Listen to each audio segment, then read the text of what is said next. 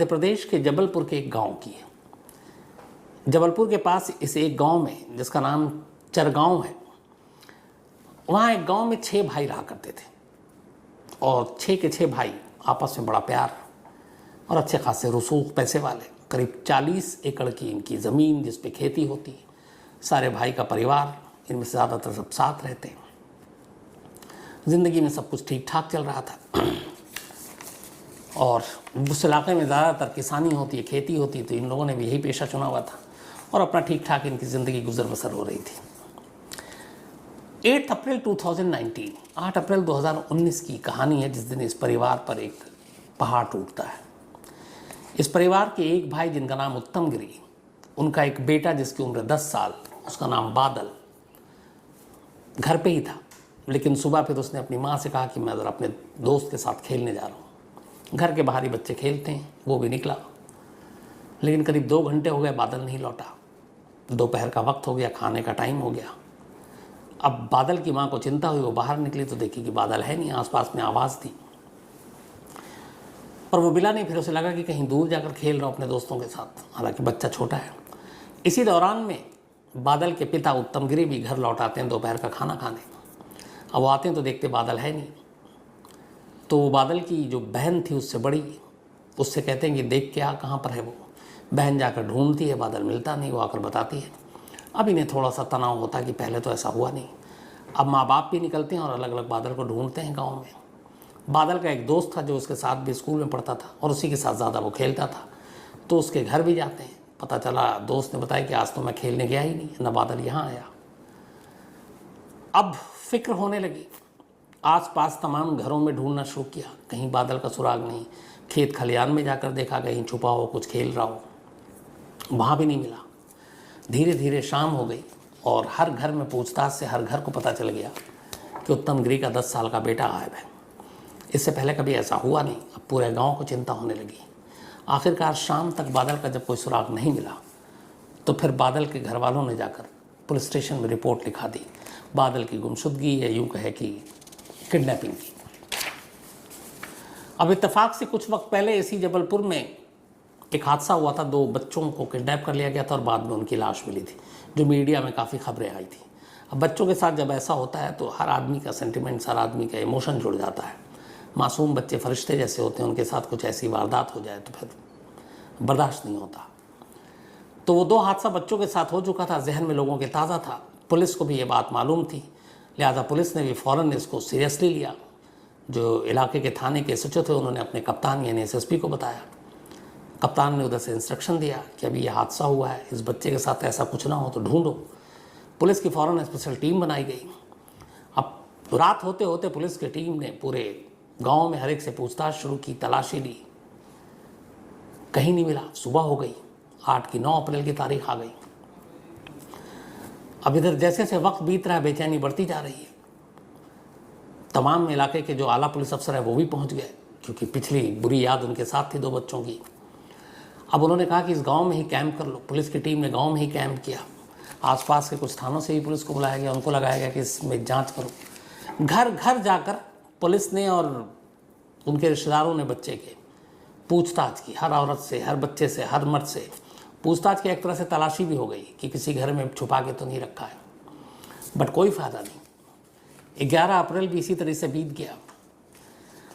अब जैसे जैसे वक्त बीत रहा और तनाव बढ़ता जा रहा है, जब बच्चा नहीं मिला तब एसएसपी भी परेशान, उन्हें लगा कहीं कुछ हो ना। उन्होंने अपनी तरफ से 25,000 रुपये ऐलान कर दिया कि जो भी बादल का पता देगा, सुराग देगा, उसे जो है वो 25,000 रुपये देंगे। इधर पुलिस को डर ये था कि मालूम नहीं उस बच्चे को किसी ने उठाकर उसके साथ कुछ गलत हरकत की हो, फिर मार दिया हो, किडनैपिंग के लिए क्या, तो अब तक रैंसम के कॉल क्यों नहीं आए। ये भी था कि उसी दौरान में वहाँ पे उस इलाके में आसपास में कई नरबली के केसेस हुए, तो कहीं ऐसा तो नहीं कि उस बच्चे की बलि दे दी गई। तरह तरह के बुरे और डरावने ख्याल हर एक के जहन में आ रहे हैं, लेकिन बादल का कोई सुराग नहीं मिल रहा है। इधर वक्त तेज़ी से बीतता जा रहा है। आखिरकार पुलिस ने पूरे गांव की घेराबंदी की, गांव के एक एक इंच को नाप लिया।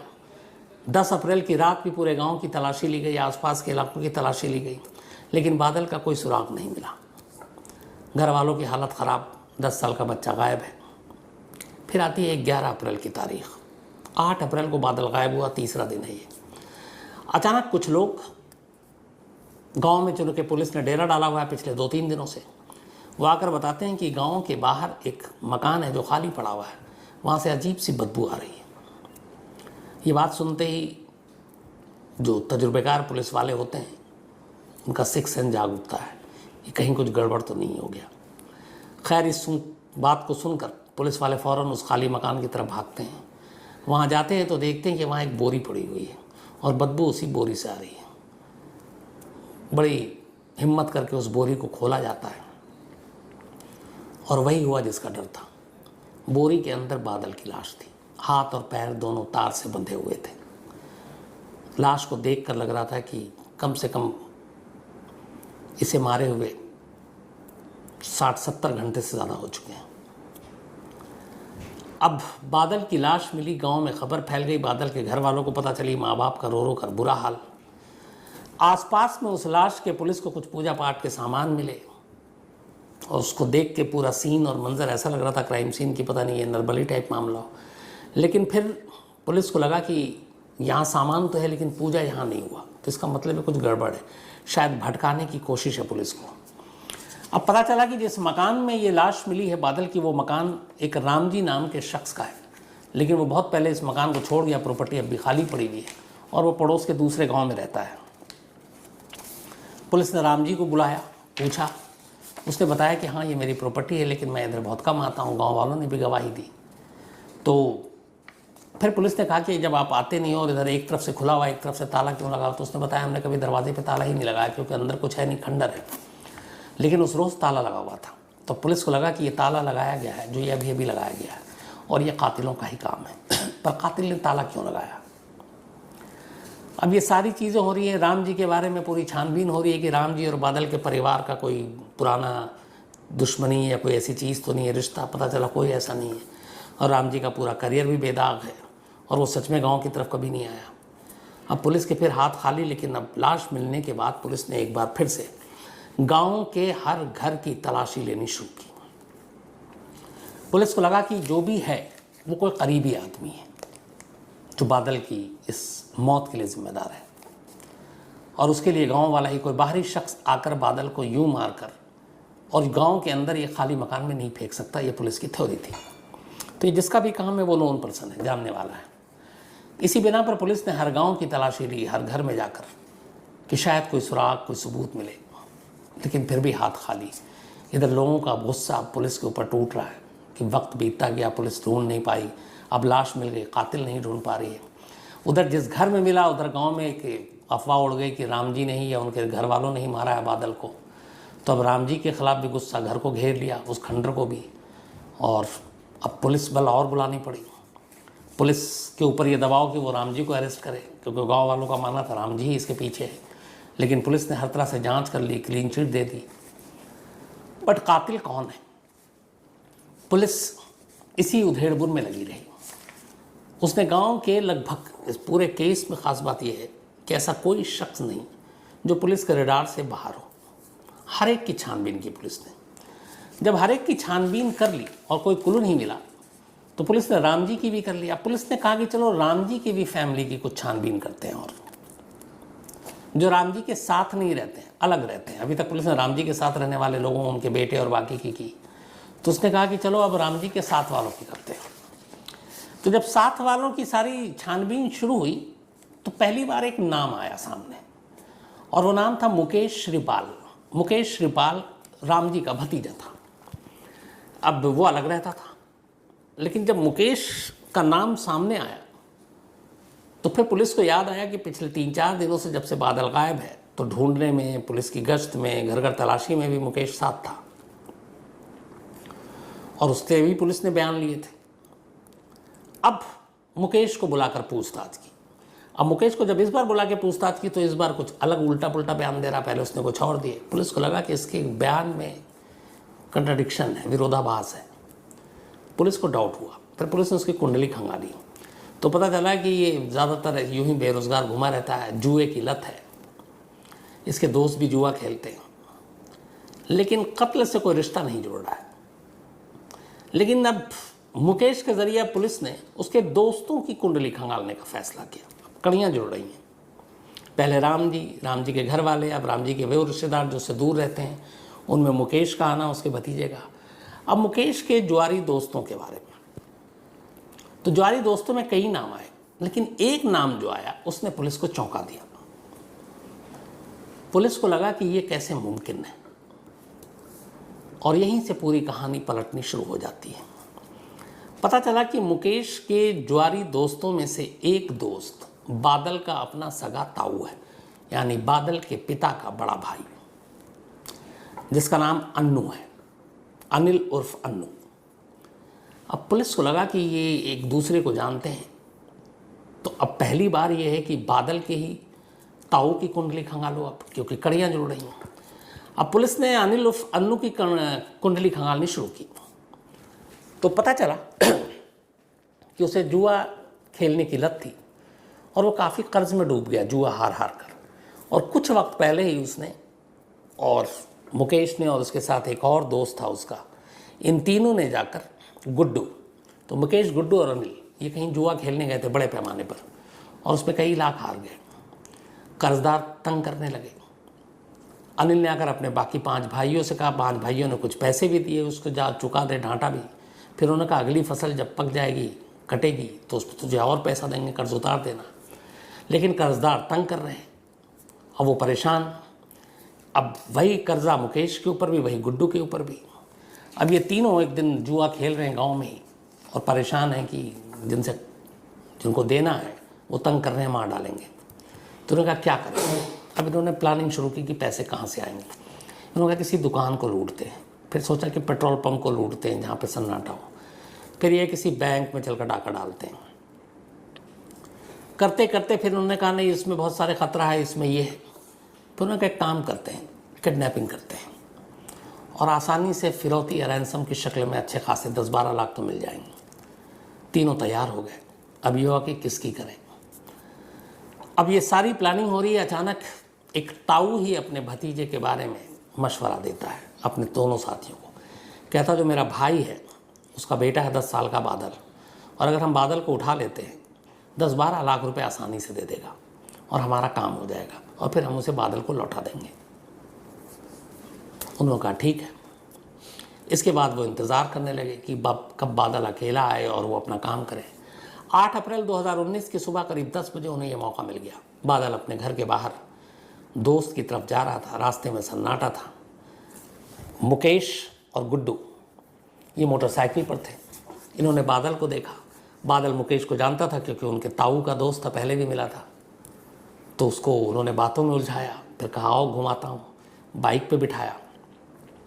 इसके बाद उसे बिठाकर उसी खाली राम जी के खंडर वाले मकान में ले गए।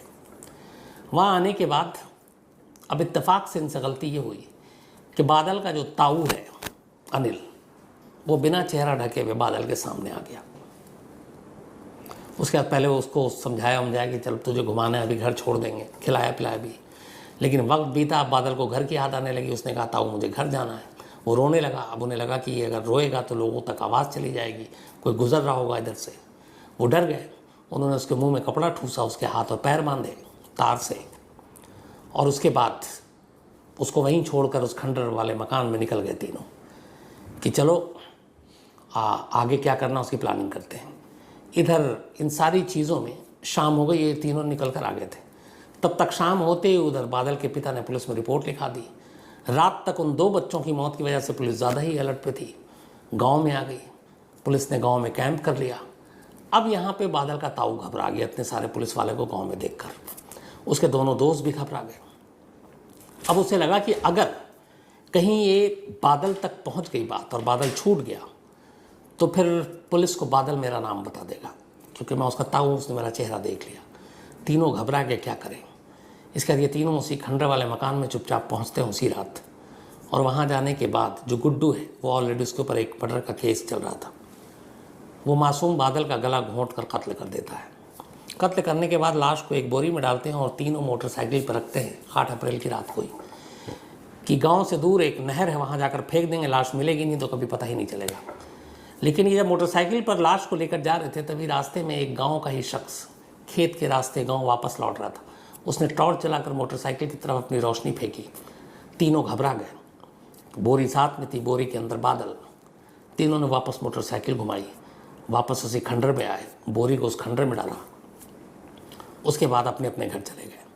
अगले दिन सुबह से फोर्स और बढ़ गई। पुलिस की टीम ने गांव में डेरा डाल दिया।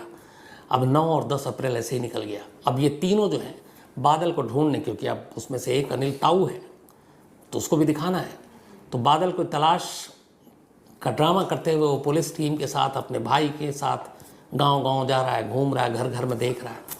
और पुलिस ने बाकायदा वहीं पे डेरा डाल दिया है। अब तीनों को मौका ही नहीं मिल रहा है लाश फेंकने का, कहीं लाश ठिकाने लगाने का। 9 अप्रैल की रात वैसी निकल गई, 10 अप्रैल की रात ऐसी निकल गई। लेकिन 10 अप्रैल की देर रात इन्होंने कहा कि लाश को फिर से कहीं ठिकाने लगाते हैं। ये लाश को ठिकाने लगाने के लिए निकल भी रहे थे, लेकिन फिर देखा कि पुलिस उस रात भी सर्च ऑपरेशन चला रही है। ये घबरा गए कि अगर उस घर तक गए तो हम पकड़े जाएंगे। ये वापस लौट आए, इन्होंने छोड़ दिया। इत्तेफाक से तब तक लाश सड़ने लगी थी और 11 अप्रैल की सुबह एक गाँव वालों को वहाँ से गुजरते हुए बदबू आई और उसने पुलिस को खबर दी और इस तरीके से इस लाश का राज खुला। अब इस गवाही के बाद मुकेश के और फिर अनिल के तीनों ने अपना जुर्म कबूल कर लिया पुलिस के सामने। यहाँ एक चैप्टर क्लोज हो गया। पर गांव वाले अब भी गुस्से में थे बादल के कातिल को लेकर। अब एसएसपी साहब जो थे और पुलिस की टीम, उन्हें लगा कि कातिल तो उन्होंने पकड़ लिया, केस सुलझा दिया, लेकिन गांव वालों और ख़ासतौर पर बादल के 5 भाइयों को ये यकीन दिलाना कि बादल का कत्ल किसी और ने नहीं बल्कि उसके सगे ताऊ ने किया, ये बड़ा मुश्किल काम है। क्योंकि पुलिस वैसे ही बदनाम है, लगता है कि इसको दबाव है तो इसलिए गलत तरीके से सुलझा रही है, बेकसूर लोगों को पकड़ रही है। तब ऐसी सूरत में क्या करें? आला पुलिस अफसरों ने दिमाग लगाया। उन्होंने कहा कि जब तक घर वालों को यकीन न हो कि ये केस सही खुला है और इसमें सही कातिल को पकड़ा है तब तक कोई मतलब नहीं है, वरना लोग शक करते रहेंगे। इसी के बाद एक प्लानिंग की गई। अनिल को लेकर पुलिस की टीम, अभी तक उसे ऑफिशियल अरेस्ट नहीं दिखाया, अभी तक ये सच सामने बाहर नहीं आया कि कातिल कौन है बादल का। तो एक आम गांव वाले और एक बादल के ताऊ के तौर पर अनिल को लेकर पुलिस अनिल के भाइयों के पास गई। एक कमरे में गई, दरवाज़ा बंद कर दिया। अब अंदर सिर्फ 6 के 6 भाई हैं, अनिल और बाकी के 5 भाई। इसके बाद आला पुलिस अफसरों ने उन 5 भाइयों को पूरी कहानी सुनाई। उन्होंने कहा कि हम आपको सिर्फ यकीन दिलाने के लिए इस कमरे में बंद करके ये कहानी सुना रहे हैं ताकि आप मान लो कि केस सही खुला है। इसके बाद पुलिस ने कहा कि अनिल से तुम अपनी ज़ुबानी कहानी सुनाओ, और अनिल ने अपना जुर्म अपने भाइयों के सामने कबूल किया। उसने कहा कि हाँ, मैं कर्ज से उभरने के लिए मैंने किडनैप किया ताकि मैं फिरौती के तौर पर अपने ही भाई से पैसे ले सकूं और उस पैसे से कर्ज उतार सकूं। जब उसने पूरी कहानी सुनाई, पुलिस ने उसके सपोर्ट में एविडेंस दिखाए 5 भाइयों को। उसके बाद उन 5 भाइयों की एक ही लाइन थी कि इसे हमारे नज़रों के सामने से ले जाओ और जितनी कड़ी सज़ा देनी हो इसे देना, हम भूल जाएंगे ये मेरा भाई है। इसके बाद उसे ले जाया गया और फिर जेल भेज दिया गया। इस मुकदमे की कार्रवाई अभी चल रही है, इसका फ़ैसला होना अभी बाकी है। जब भी अपडेट होगा मैं आपको ज़रूर दूंगा। तो जो मैं हमेशा कहता रहता हूँ, कोई ऐसा रिश्ता बचा नहीं जिसके साथ जुर्म ना हुआ। ऐसे ही एक और रिश्ता था और उसके साथ ही एक और जुर्म की कहानी थी। तो आज कहानी में इतना ही।